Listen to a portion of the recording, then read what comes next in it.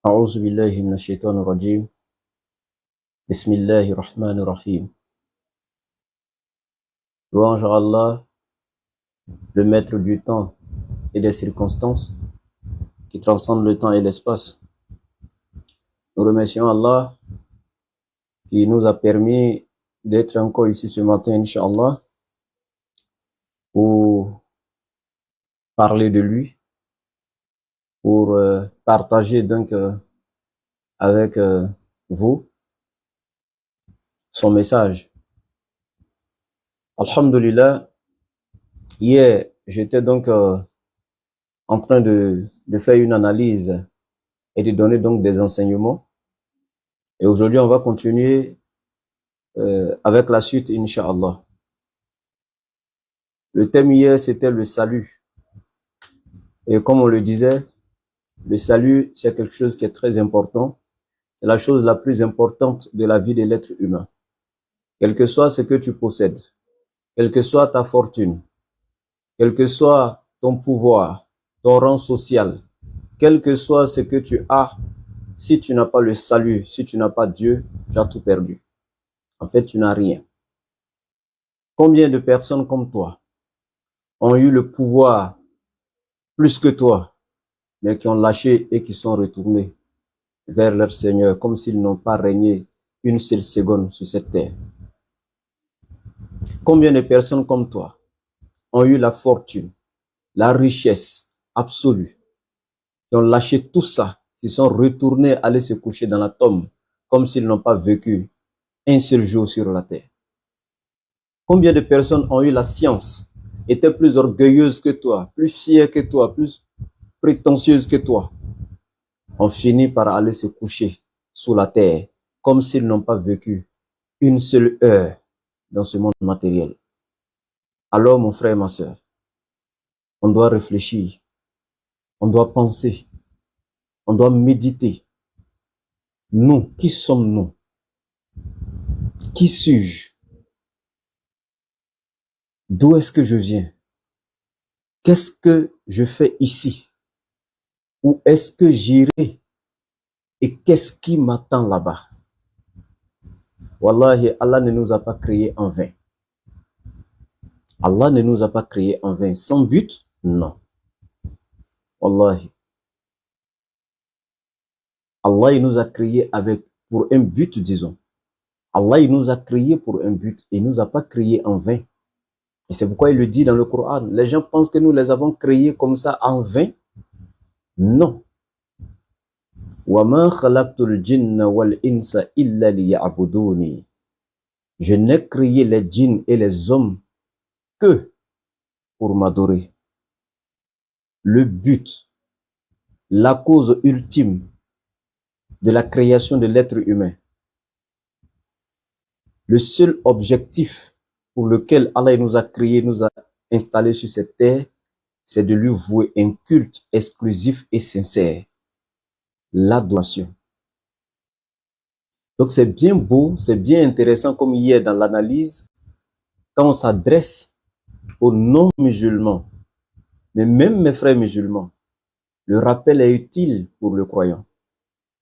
Ce n'est pas parce que tu es déjà musulman que tu es déjà, ça dit que c'est fini. Non. Beaucoup ont récité la shahada. Beaucoup font les 5 prières quotidiennes. Mais sur le plan comportemental, comment sont-ils? Est-ce qu'ils reflètent le caractère même des musulmans? Non.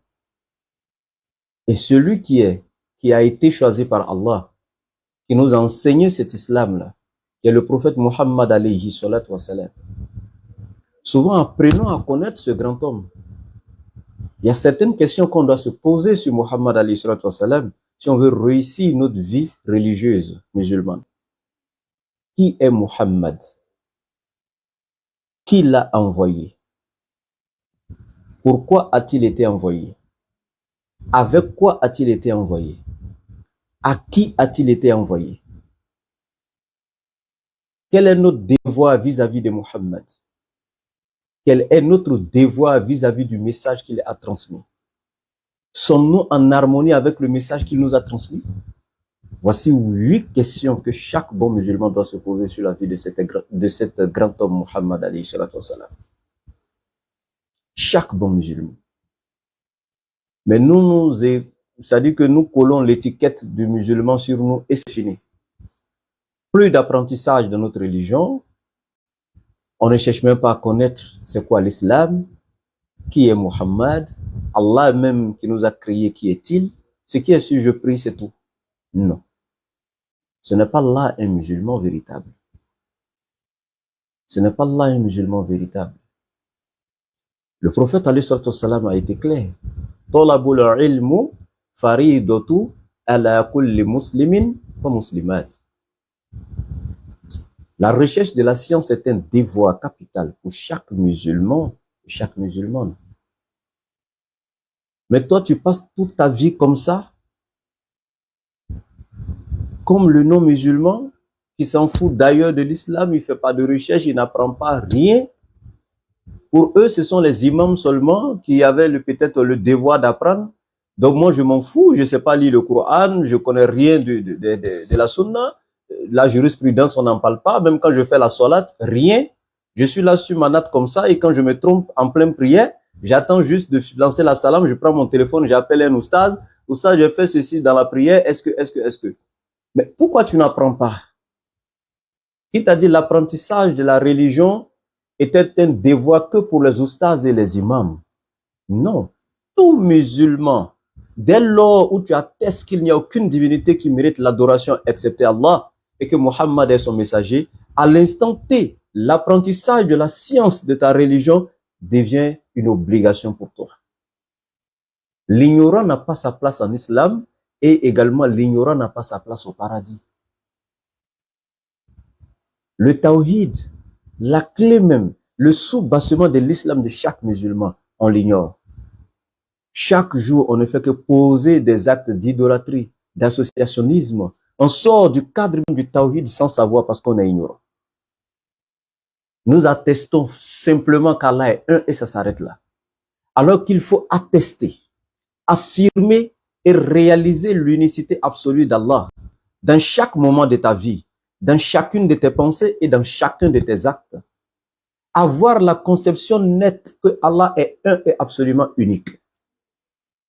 Ensuite, tu vas étudier le tawhid dans ses différentes branches. Hein? Mais aujourd'hui, malheureusement, on ignore toutes ces choses. Mais quand il y a les débats interreligieux, on applaudit nos frères, Oustaz Diane, Ismaël Aka, les autres et tous, on ne fait que les applaudir. Oh, il a fait ceci au pasteur, il a fait cela. Mais toi-même, qu'est-ce que tu sais de ta propre religion? Musulman. C'est ça qu'il s'agit. Qu'est-ce que tu sais de ta religion? Qu'est-ce que tu as appris de ta religion?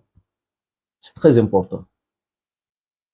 C'est pourquoi un jour, Sayyidina Ali disait, il dit, Iza kunta lam takra, wa lam taku fa'ima, fa mautika khayrun min hayatika da'im. Naharuka batil, wa layluka na'im, wa hayshuka fi dunya ka hayshu li baha'im. Subhanallah. Il dit, toi tu es dans cette vie matérielle ici. Tu ne lis pas, tu n'apprends pas, tu n'étudies pas. C'est-à-dire tu es là comme ça. Tu te lèves matin, tu manges, tu bois, tu sors, tu vas faire tes affaires, tu rentres, tu manges, tu bois, tu dors, tu te réveilles encore. C'est la routine. Toi, tu ne lis pas le livre d'Allah. Tu n'apprends rien d'utile pour ta vie et ta religion. Rien. Tu n'as rien appris, tu es là comme ça.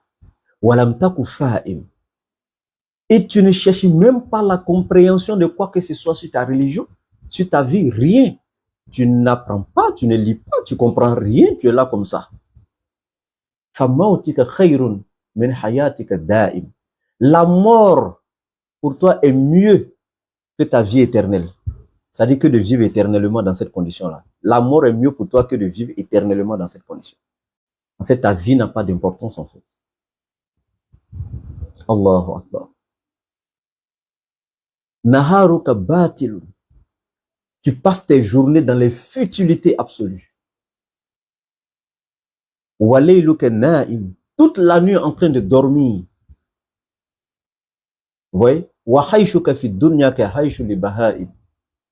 Et tu passes ta vie entière en train de vivre comme un animal. Vous voyez? Ce qui nous différencie des animaux, c'est ça.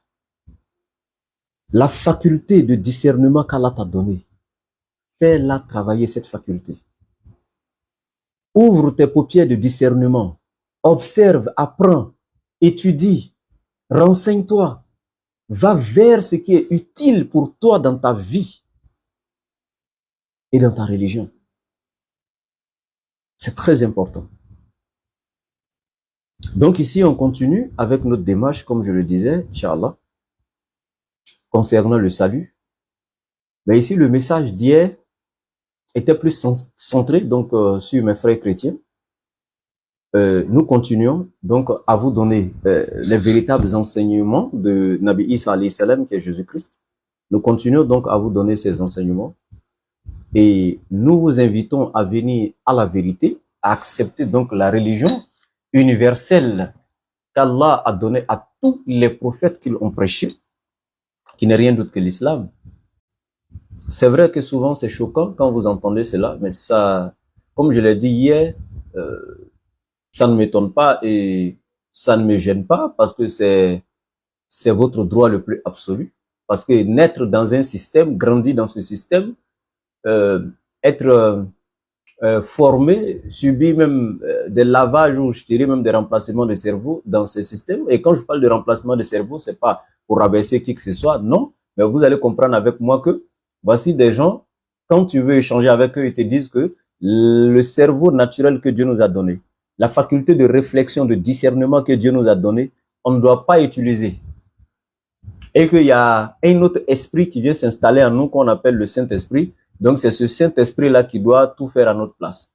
Donc on ne doit plus utiliser la faculté naturelle que Dieu nous a donnée. L'intelligence naturelle, on plie et on jette. Donc c'est ça qu'on appelle un remplacement de cerveau. C'est-à-dire ce que Dieu t'a donné là. Eux, ils te disent de remplacer ça, de prendre ça pour jeter. Et il y a un Saint-Esprit qui a été créé par eux-mêmes, un système. Ils te disent c'est par ça que tu dois réfléchir. Et voilà. Donc, ça ne m'étonne pas quand aujourd'hui je croise des jeunes chrétiens qui me disent que non, oui, c'est le christianisme qui est la vérité et tout. Ce n'est pas leur faute. Ils ont grandi dans ce système. Ils ont été formés dans ce système comme cela. Mais ici, nous allons voir à travers une méthodologie, à travers un processus, une analyse qu'on va faire et puis voir entre l'islam et le christianisme. Quelle est la religion qu'il faut suivre? Et quand Jésus, fils de Marie, Nabi Isa alayhi salam, et Muhammad alayhi salatu wassalam, quand ils sont venus, quel est le message qu'ils nous ont réellement transmis? Et entre ces deux prophètes, qui est le dernier prophète envoyé à toute l'humanité avec la forme parfaite, définitive et universelle de la religion qu'Allah a donnée aux 124 000 prophètes, donc à enseigner sur la terre, qui est l'islam. Bien. Vous voyez, aujourd'hui, quand nous disons aux frères chrétiens, venez à l'islam, parce que le prophète Mohammed alayhi salatu wassalam est le seul et unique prophète qu'Allah a envoyé à toute l'humanité.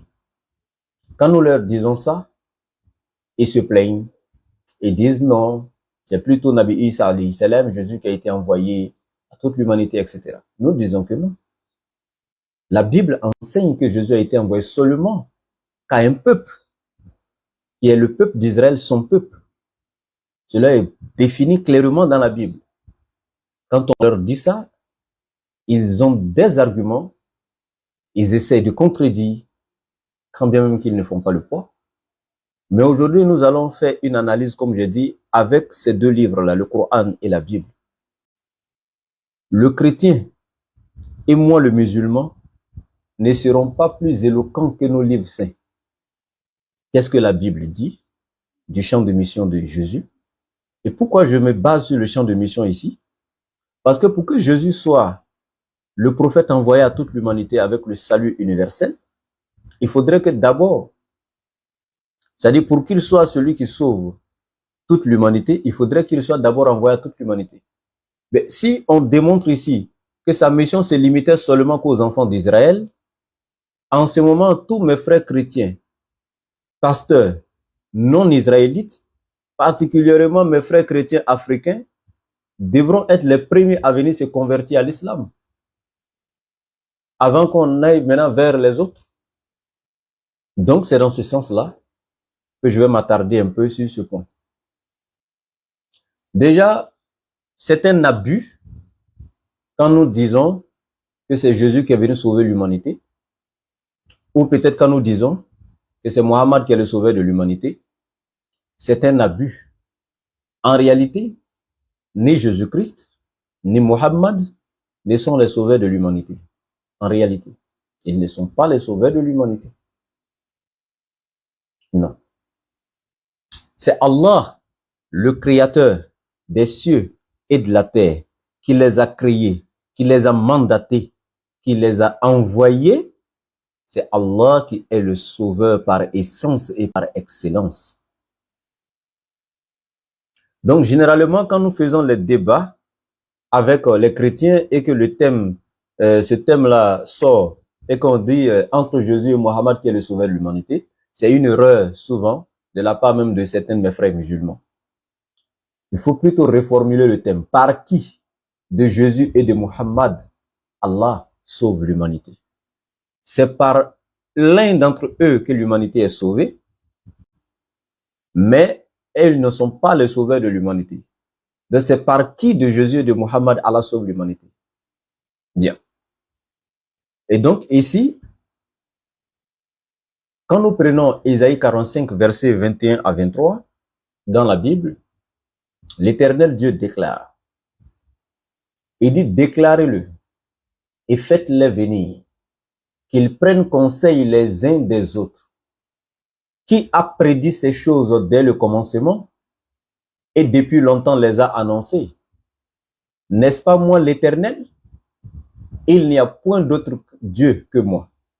Je suis le seul Dieu, juste et qui sauve. Tournez-vous vers moi et vous serez sauvés, vous tous qui êtes aux extrémités de la terre, car je suis Dieu et il n'y a point d'autre que moi. Je jure par moi-même et la vérité sort de ma bouche. Tout genou fléchira devant moi et toute langue jugera par moi. Vous voyez, du verset 21 à 23, l'Éternel est plus que clair. Je suis le seul Dieu juste et qui sauve. Tournez-vous vers moi, vous tous qui êtes aux extrémités de la terre, et vous serez sauvés. Donc c'est l'Éternel Dieu qui déclare, je suis le seul Dieu qui sauve. En dehors de moi, point de sauveur. Ok? Et donc, quand nous venons également dans la sourate 39, à partir du verset 60 à 61, Allah il déclare également dans le verset 60 à 61, donc de la sourate 39, et c'est lui, Allah seul qui sauve et qui est le sauveur par essence et par excellence. Donc cela est confirmé bibliquement, coraniquement. C'est Dieu seul qui sauve. Bien. Maintenant, qu'est-ce que Jésus lui-même nous dira de ça? Jésus doit pouvoir confirmer si ce que je dis est vrai. Si c'est lui qui sauve ou c'est l'Éternel qui sauve. Peut-être que le verset que j'ai lu, je ne l'ai pas compris. Mais nous allons interroger Jésus-Christ lui-même dans la Bible. Est-ce que c'est lui qui sauve ou c'est l'Éternel qui sauve? Est-ce qu'on a bien compris le contexte du verset qu'on vient de lire, disant que c'est l'Éternel seul qui déclare qu'il est le sauveur? Pour cela, nous prenons Jean chapitre 5 à partir du verset 30. Jésus dit, je ne peux rien faire de moi-même. Selon ce que j'entends, c'est avec cela que je juge et mon jugement est vrai. Car je ne cherche pas à faire ma volonté, mais la volonté de celui qui m'a envoyé. Donc déjà, quand nous écoutons ce verset, il dit, je ne peux rien faire de moi-même. Mais celui qui a le pouvoir de sauver toute l'humanité ne peut pas déclarer qu'il ne peut rien faire de lui-même. Et quand on ne peut rien faire de soi-même, c'est qu'on dépend de quelqu'un. Et tout ce qu'on fait, on le fait par la volonté et la puissance de celui de qui on dépend. Donc cela est clair. C'est pourquoi c'est par Jésus que Dieu sauve les enfants d'Israël et non l'humanité. Dieu sauve les enfants d'Israël par Jésus. Mais Jésus lui-même n'a pas le pouvoir, comme il le dit, je ne peux rien faire de moi-même.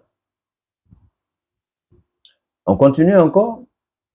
Dans Matthieu chapitre 20, à partir du verset 20 à 23, il y a deux disciples de Jésus. Un s'appelait Jacques et l'autre Jean.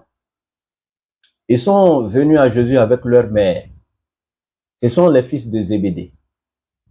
Dans la Bible, pour tous ceux qui vont lire le contexte du chapitre 20, à partir du verset 20 à 23. Donc la mère des fils de Zébédée est venue avec ses deux enfants, donc voir Jésus, et elle lui fait une doléance. Elle dit à Jésus, je veux que mes deux fils ici présents à tes côtés, je voudrais que l'un soit à ta droite et l'autre à ta gauche. Et il y a quelqu'un qui me demande l'étidika, il me demande si je crois à la Bible. Non, l'essentiel c'est que toi, l'étidika, toi tu crois à la Bible. C'est ça l'essentiel pour moi aujourd'hui. L'essentiel n'est pas que moi je crois à la Bible, parce que si je croyais à la Bible, je serais chrétien comme toi. Mais ici nous sommes dans une analyse. Je prends des versets coraniques, des versets bibliques auxquels toi tu crois et je te les expose. Maintenant, si tu penses que les versets qu'on est en train d'exposer dans ta Bible, ce n'est pas vrai, alors donc tu peux monter et puis tu vas nous démontrer que cela n'est pas vrai. Voilà. Maintenant, je sors des versets coraniques dans mon Coran. Vous comprenez? Je sors des versets coraniques dans mon Coran, je te les expose auxquels je crois. Maintenant, comme toi, tu ne crois pas au Coran, en ce que tu crois, c'est la Bible, c'est pourquoi je vais prendre les versets dans ta Bible pour te donner. Parce que c'est en ça que toi, tu crois. Donc, la question n'est pas est-ce que moi, je crois à la Bible? Non, la question, c'est est-ce que toi-même, étant chrétien, tu crois en ce que je suis en train de dire dans ta Bible? Parce que c'est toi, tu es chrétien. Est-ce que toi, tu crois au verset que je viens de dire, où l'Éternel déclare dans Isaïe 45, 21 à 23, que ce n'est pas Jésus qui sauve l'humanité, mais c'est lui, l'Éternel Dieu, qui sauve. Et quand Jésus dit dans Jean 5, 30, que je viens de lire encore, que lui ne peut rien faire de lui-même, est-ce que tu crois en tant que chrétien, c'est ta Bible, est-ce que toi tu crois? La vraie question c'est, est-ce que toi, étant chrétien, tu crois à ces versets de ton propre livre? Donc laisse-moi là où je suis là, c'est toi, plutôt toi. Ok? Est-ce que tu crois quand Jésus dit cela? Maintenant, suis avec moi encore. Dans Matthieu chapitre 20, verset 20 à 23. Donc quand la mère des fils de Zébédée est venue voir Jésus-Christ, elle lui a dit, je veux que mes deux enfants ici présents, l'un soit à ta droite au paradis et l'autre à ta gauche. Jésus a dit à cette dame, il dit, pouvez-vous boire dans ma coupe? Elle et ses enfants ont répondu que oui. Et Jésus continue en disant ceci, c'est vrai que vous pouvez boire dans ma coupe. Mais ce qui est du fait que l'un de tes fils soit à ma droite au paradis et l'autre à ma gauche, cela ne dépend pas de moi, Jésus. Cela n'est donné qu'à ceux à qui Dieu l'a réservé. Allahu Akbar. Vous voyez? Jésus dit, le fait que l'un de tes enfants soit à ma droite et l'autre à ma gauche, cela ne dépend pas de moi. Et cela n'est donné qu'à ceux à qui Dieu l'a réservé. Donc, ce n'est pas Jésus qui sauve qui que ce soit. Il répond clairement à la mère des fils de Zébédée, la mère de Jean et de Jacques, ses disciples. Cela ne dépend pas de moi. Moi, je ne peux pas faire asseoir l'un de tes enfants à droite dans mon paradis, ni à gauche. Cela ne dépend pas de moi. L'accès au paradis, les positions dans le paradis ne sont données que par Dieu. C'est lui qui décide qui rentre, qui s'assoit où. Mais malgré ça, l'étidika ici présent, chrétien, va me dire, oh non, c'est Jésus qui sauve, c'est lui qui nous sauve. Mon frère, ces disciples qui l'ont vu, qui ont marché avec lui, qui ont mangé avec lui, qui ont vécu avec lui, voici la réponse que Jésus est en train de donner concernant leur sort. Il dit, cela ne dépend pas de lui. Cela n'est donné qu'à ceux à qui Dieu l'a réservé. Donc, Donc mon frère, arrête de te détromper. Reviens à Dieu qui a envoyé Jésus. C'est le même Dieu qui a envoyé Mohammed avec la forme définitive, parfaite et universelle de la religion que Jésus a prêchée, qui n'est rien d'autre que l'islam. Jésus n'a jamais connu le christianisme. Dans quel verset? L'étudika. Reviens ici. Prends le verset 20 à 23 de Matthieu chapitre 20. Lis avec moi et tu comprendras que ce qui est dit, ça vient de ta Bible. Donc la seule et unique et vraie question qui doit être posée ici dans ce live, c'est que est-ce que toi, chrétien, tu crois en ce verset qu'on vient de lire dans ta propre Bible? Parce que c'est toi, tu es chrétien. La Bible, c'est ton livre. Donc, est-ce que tu crois? C'est la vraie question qui devrait être posée. OK? Bien. Et quelqu'un qui dit encore, pourquoi nous, on utilise la Bible? Pourquoi si je ne crois pas à la Bible, pourquoi j'utilise la Bible? Ben, j'utilise la Bible à cause de vous-même. On vous a toujours dit ça, c'est pas aujourd'hui. Nous, les musulmans, avant, là, est-ce que les débats interreligieux existaient avant? Ça n'existait pas. Ben, non, on était tranquillement dans notre religion, on lisait notre Coran tranquillement. C'est vous qui êtes venus taper à nos portes, emmerder nos parents, mettre la pression sur eux, distribuer des petites Bibles bleues. Je ne sais pas si la mienne est encore là, je l'avais gardée comme souvenir. Hein? C'est vous qui êtes venus nous distribuer ça. Même à l'école, on ne pouvait pas respirer. Ben, bon, donc vous nous donnez quelque chose, vous vouliez qu'on fasse quoi avec? Quand vous nous aviez distribué les Bibles, c'était pour qu'on jette dans la maison? Hein? Ah, Dawa Révision, toi tu en as là-bas, d'accord. Moi j'avais gardé pour moi comme souvenir, je ne sais pas où ça y est. Mais c'est comme ça. Vous nous avez distribué là, c'était pour qu'on fasse quoi de ça? Pour qu'on jette quelque part? Non, c'était pour qu'on puisse lire là. Mais vous aviez voulu quand on allait finir de lire, qu'on vous suive comme ça de façon, c'est-à-dire montonnièrement? Non, non, non. Nous sommes des êtres humains, on réfléchit, on a la faculté de discernement. Donc quand on finit de lire, on analyse si ce qui est dedans est vrai ou c'est faux. Et après les analyses, on fait une comparaison avec pour nous, pour équilibrer les choses. Et après avoir lu, analysé et fait des comparaisons, on s'est rendu compte qu'il y a trop d'erreurs dedans. Et tu veux qu'on fasse quoi? Et ce ne sont pas nous les musulmans même d'ailleurs seulement. Hein? La version standard, King James, a été revue et corrigée dans les années 1700. Qui a revu et qui a corrigé? Dans cette version standard, il était écrit dans Jean chapitre 3 à partir du verset 16. Dieu a tant aimé le monde qu'il a donné son fils unique engendré par lui. C'était écrit noir sur blanc, engendré par lui. Hein? Engendré par lui. C'était écrit dans la version standard. Qui est venu réfléchir pour dire, ah, engendré par lui, là, c'est trop flagrant, hein? Engendré par lui, si on attribue ça à Dieu, ah, ça là, c'est flagrant, hein? Et ils ont réfléchi. Et qui? Peut-être que tu ne sais même pas. En fait, c'est ça le souci avec mes parents chrétiens. Parce qu'on leur a dit de ne plus utiliser la faculté de discernement, leur intelligence pour réfléchir. On leur a dit de ne plus utiliser ça. Donc, ils sont robotisés, en fait, ils sont programmés. Quand il va dimanche, ce qu'on lui dit, c'est ça, il prend pour travailler jusqu'à l'autre dimanche. C'est-à-dire, lui, il n'a plus besoin de ça, en fait. On lui fait croire qu'il y a un autre Saint-Esprit qui est là, qu'il doit prendre pour remplacer ça. C'est pourquoi moi, je dis, ce n'est pas ils n'ont pas subi des lavages de cerveau, mais des remplacements de cerveau. Engendré par lui, vous savez qui? Les 32 érudits de la plus haute imminence du christianisme. Allez faire des recherches sur les 32 érudits de la plus haute imminence du christianisme. Allez-y. Allez-y faire des recherches sur eux. Et donc, ils ont réfléchi et ils ont fait maintenant, Dieu a tant aimé le monde qu'il a donné son fils unique et ils ont coupé, engendré par lui pour jeter à la poubelle afin que quiconque croit en lui ne périsse point, mais ait la vie éternelle. Est-ce que c'est nous les musulmans, on allait faire ça? Tu vois ta vie. Vous voyez? Bart Ehrman, l'un des plus grands authentificateurs des textes sacrés dans le monde. Hein? Est-ce que vous avez essayé de lire un peu Bart Ehrman? Et les chrétiens, hein? Il y en a quand le débat est chaud, dit Bart Ehrman n'est pas chrétien. Il n'est pas chrétien. Viens me démontrer qu'il n'est pas chrétien. Et les chrétiens comme vous, Bart Ehrman, Il dit l'un des plus grands authentificateurs des textes sacrés dans le monde. Il est américain. Il va faire des recherches sur lui. Il est spécialiste du Nouveau Testament. Il dit bien spécialiste du Nouveau Testament. C'est-à-dire ceux qui travaillaient sur les textes, qui ont travaillé dessus et puis vous envoyez ça en Afrique et puis vous lisez là. C'est d'eux que je parle, hein, les grands reconnus, là, les spécialistes de la Bible, là, qui pourraient s'asseoir et puis réfléchir sur des questions, sur qu'est-ce qu'on doit retrancher ici et tout là.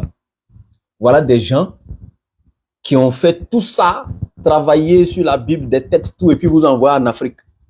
C'est pourquoi c'est eux encore, leur propre parole que je prends pour vous donner ici. Hein? Vous voyez? Allez-y voir Sébastien Dohan, qui est encore un grand spécialiste du Nouveau Testament, mais professeur d'exégèse biblique. Il est à l'université Laval au Québec, au Canada. Professeur d'exégèse biblique, spécialiste du Nouveau Testament. Sébastien Dohan. Qu'est-ce qu'il dit de l'authentification de la Bible? Donc nous, on travaille. Moi personnellement, je travaille. Wallahi, je ne suis pas un gros paresseux spirituel. Wallahi, je travaille. Je n'ai pas la science infuse. Je n'ai pas le monopole du savoir. Parce qu'Allah, il nous dit dans le Coran, au-dessus d'une science se trouve toujours une autre. Et au-dessus d'un savant se trouve un autre savant plus dogme que lui. Et ça, je le sais. Je n'ai pas le monopole du savoir. Mais moi, personnellement, wallahi, je continue de faire des recherches, je continue d'étudier. Loin de moi la prétention, l'orgueil et la fierté. Je recherche toujours la vérité. Et quand je dis la vérité, pas la vérité de base, parce que de base, la vérité, le salut de base est déjà connu, je l'ai déjà trouvé, qui est l'islam. Mais approfondir la science. Hein? Étudier. Approfondir la compréhension pour aider maintenant mes frères à voir ce que j'ai vu et à avoir ce que j'ai eu. Le véritable croyant. C'est ce que l'islam même nous dit, le prophète alayhi salam nous enseigne cela. Hein? Tu ne seras pas un véritable croyant tant que tu ne désires pas pour ton frère ce que tu désires pour toi-même. Alors mes frères chrétiens, vous êtes mes frères dans l'humanité, nous sommes tous descendants d'Adam. En tant que mes frères, si j'ai désiré le salut qui est l'islam pour moi, le paradis pour moi, je dois le désirer pour vous également. Tapotez mon live, ceux qui sont sur TikTok là, tapotez. Les gens n'aiment pas trop ce qu'on est en train de dire. Donc, pour dire tout simplement, voici des versets qui sont clairs. Donc, ce sont les chrétiens eux-mêmes. Si tu dois parler d'authenticité ici, c'est pas nous les musulmans qui dérangeons souvent la Bible. Toutes ces versions revues ou corrigées n'ont pas été faites par les musulmans. Hein?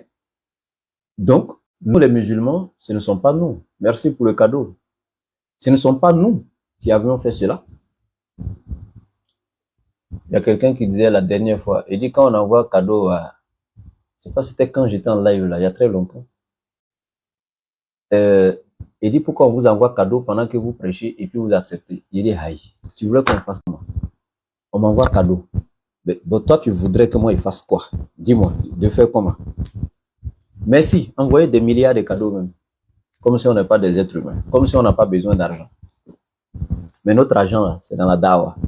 On ne prend pas pour aller mettre dans la java, dans la dépravation, aller en boîte, chercher les filles. Non, on prend pour mettre connexion et puis on fait dawa. Vous comprenez? On prend pour mettre connexion et puis on fait dawa.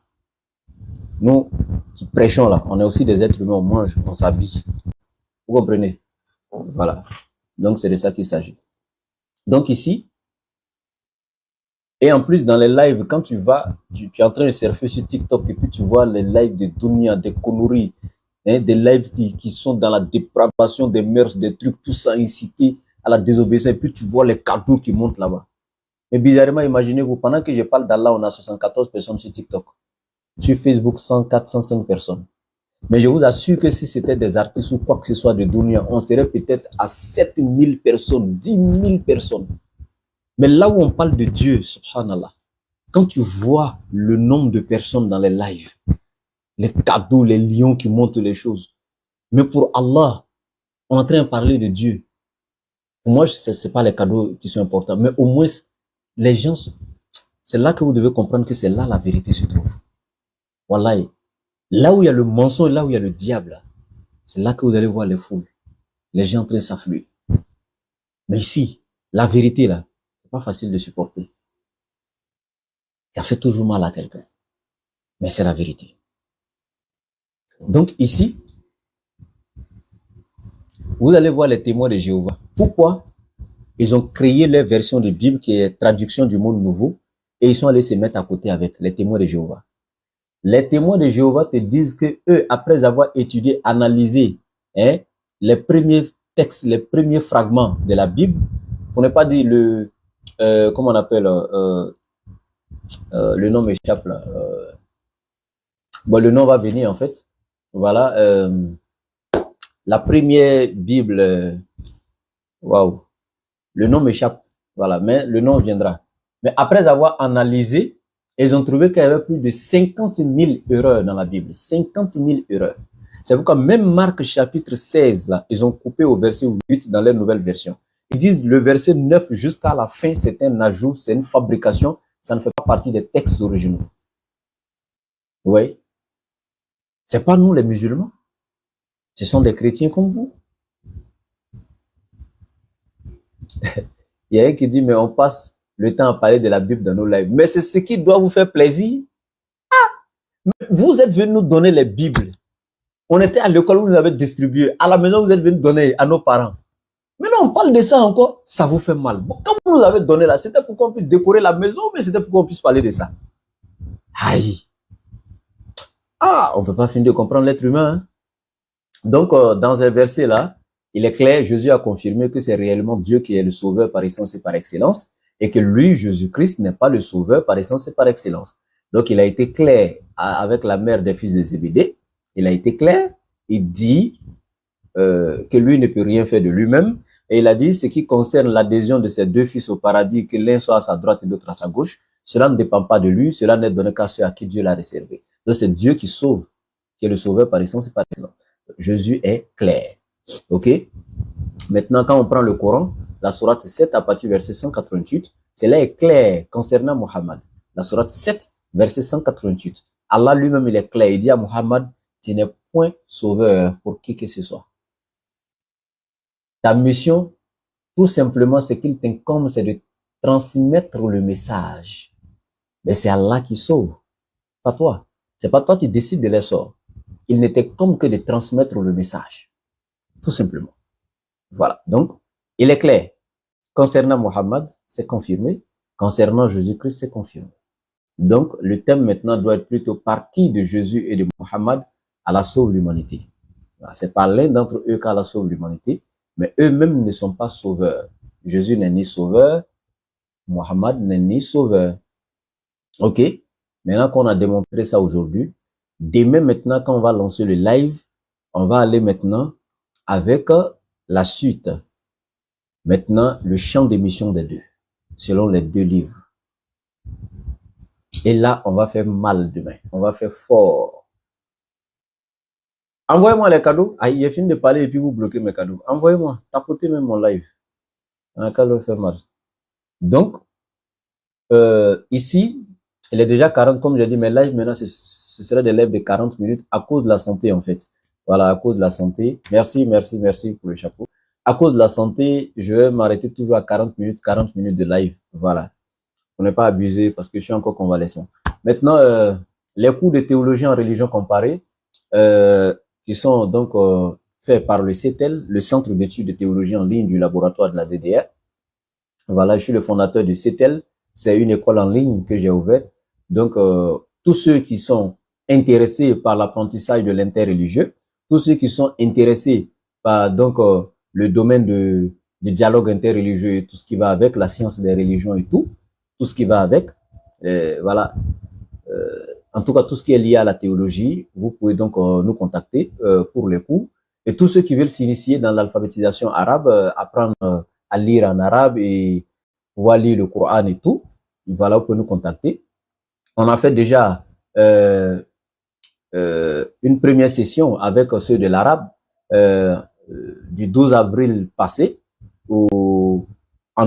jusqu'en août. Mais je vous assure, 4 à 5 mois de formation seulement, ils ont reçu leur certificat, leur diplôme de fin de session. Et certains l'ont reçu avec mention très bien, mention assez bien, etc. Et juste 4 à 5 mois de formation seulement. Aujourd'hui, ils savent déchiffrer, ils savent lire les mots et tout. Mais nous allons tout simplement dans la deuxième session maintenant, parfait maintenant, la lecture, les permettre de lire donc les phrases normalement sans trop réfléchir et tout. Et puis, alhamdoulilah. Ouais.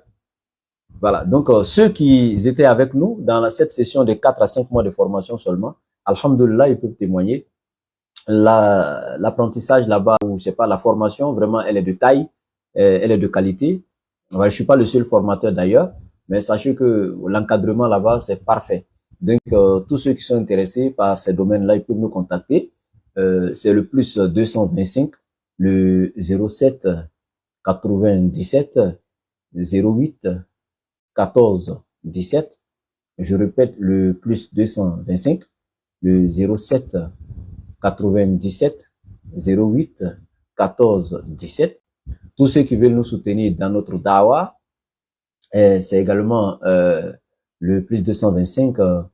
Tous ceux qui veulent soutenir donc le laboratoire, j'allais dire, c'est le plus 225, le 07 97 08 14 17. Voilà. On a besoin de votre soutien à tout moment. Voilà, que ce soit dans les doigts, dans les prières et tout soutien. Alhamdulillah. Et également, tous ceux qui veulent contacter la DDR, même soutenir la DDR dans sa dawa et tout, c'est le plus 225, le 07 47 32 04 55. Le plus 225, le 07 47 32 04 55. Donc, n'oubliez pas, pour la formation, n'oubliez pas, contactez-nous, le CTL est ouvert, mais les cours commencent, les cours de la théologie commenceront le 25 octobre, à côté là. Donc, à partir du 22 par là ou le 23, je vais mettre fin aux inscriptions parce que le 25, le samedi 25, les cours donc de l'interreligion vont commencer. Ceux qui se sont déjà inscrits vont commencer les sessions. Et les cours de l'alphabétisation arabe commenceront le mercredi 29 octobre. Donc, faites vite, contactez-nous rapidement. Et voilà, vous êtes encore dans le temps. Sur ce, assalamu alaikum wa rahmatullahi wa barakatuh. À demain. On se reprend demain, Inch'Allah.